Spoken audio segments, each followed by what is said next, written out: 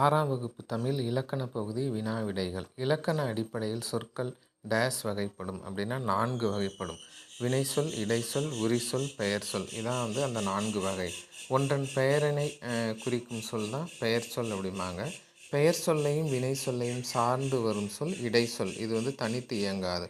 இந்த இடைச்சொல் பார்த்திங்கன்னா தனித்து இயங்காது. இது பெயர் சொல்லையும் வினை சொல்லையும் சார்ந்து வரும். இடைச்சொல் தனித்து இயங்காது. இப்போ தான் பார்த்தோம். இடைச்சொற்களுள் பொருந்தாதது கீழ்கண்டவற்றில் இடைச்சொற்களில் பொருந்தாதது வா. ஏன்னா வா அப்படிங்கிறது ஒரு தனி மீனிங் உடையது, தனியாகவே வரும். இடைச்சொல் அப்படிங்கிறது இடையில தான் வரணும். அப்போ மற்றும் ஐ தான் இடைச்சொல். பெயர்ச்சொல் வினைச்சொல் ஆகியவற்றின் தன்மையை மிகுதிப்படுத்த வருவது உரிச்சொல்.